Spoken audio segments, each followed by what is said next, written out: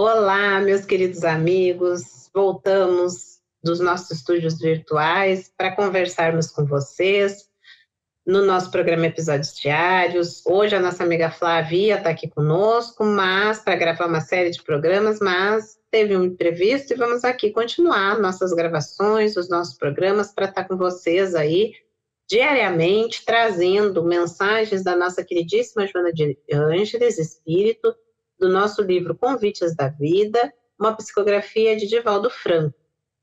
Hoje, a nossa lição é Convite ao Otimismo. Então, é um comentário de Joana de Ângeles, a segunda carta de Paulo aos Coríntios, lá no capítulo 7, versículo 4. Estou cheio de conforto, transborda meu gozo em toda a nossa tribulação. Não vitalizes tristezas nem desencantos, apesar das configurações de sofrimentos que surjam e se avolumem pela senda que percorres. Quando tudo parece perdido, invariavelmente uma solução surge, inesperada, providencial. E se não se materializa a resposta almejada, diretriz melhor conduzirá o problema de maneira salutar para ti mesmo, se te dispuseres a esperar. Sombras não se modificam com sombras. O pântano não renascerá drenado com a condenação da lama. Mistério esparzir luz e fazer canais providenciais. Para tanto, o homem deve impor-se a tarefa de abrir janelas de otimismo nas salas onde dominaram tristezas e arejar escaninhos pestilenciais de pessimismo mediante o aroma da esperança.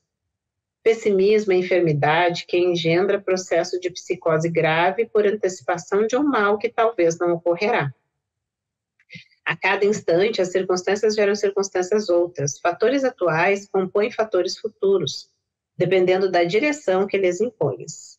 Não te canses desse modo, exageradamente, sob o peso da nostalgia, ou te entorpeças asfixiado pelos tóxicos das frustrações que todos experimentam. Entrega-te a Deus e deixa-te conduzir tranquilamente. Otimismo é estímulo para o trabalho, vigor para a luta, saúde para a doença das paisagens espirituais e luz para as densas trevas que se demoram em vitória momentânea. Nas duas traves da cruz, quando tudo parecia perdido, o justo, Jesus, em excelente lição de otimismo, descerrou os painéis da vida verdadeira, morrendo para ressurgir em gloriosa madrugada de imortalidade, que até hoje é o canto sublime e a rota segura, plena de alegrias para todos nós. Então, meus amigos, o convite ao otimismo. Otimismo, os estudiosos de hoje nos mostram que é um poderoso imã para que as coisas ocorram da melhor forma. Nós temos uma mania, um hábito de muitas vezes enxergarmos as coisas negativas, sempre pelo prisma negativo. Nós temos uma mídia que nos traz muitas coisas mais negativas do que positivas, que nos mostram um lado muito danoso da sociedade.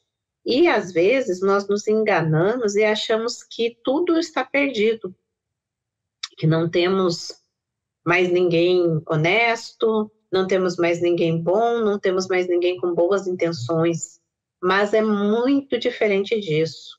Joana de Ângeles sempre nos ressalta que nós evoluímos grandes passos enquanto sociedade humana. Vejamos que até há poucos anos, o duelo, ele era tido como uma coisa dentro da lei. E dentro do duelo, nós sabemos que no frigir dos ovos é nós estarmos colocando o assassinato como dentro da lei. E isso não tem tanto tempo assim, um pouco mais de um século. Então, grandes mudanças nós tivemos nas leis da sociedade humana em função de todo o progresso cultural que nós tivemos, intelectual. Entretanto, nós temos muitas pessoas trazem ainda um caráter um pouco mais frágil e que muitas vezes acaba indo com a massa, acaba indo com aqueles líderes que trazem impulsos maiores para o mal. Mas não é a maioria das pessoas. Se nós olharmos a população brasileira, a nossa população, ela é feita de uma grande maioria de trabalhadores, de pessoas que lutam, que trabalham todos os dias, mas nós vemos, o que nós vemos na TV? Na TV, hoje em dia não é só na TV, né? Hoje em dia são muitos meios sociais. Só coisas ruins, assassinatos, os crimes de colarinho branco que também entorpecem o nosso coração. E aí nós vamos vendo isso, ouvindo as pessoas comentando só sobre crimes hediondos, e vamos nos contaminando. Mas a proposta de Joana é que nós não nos deixemos levar pelo pessimismo, que é uma doença da alma. Temos que trazer a luz do otimismo para o nosso dia a dia. E como nós falamos, estudiosos de hoje nos mostram o poder do pensamento.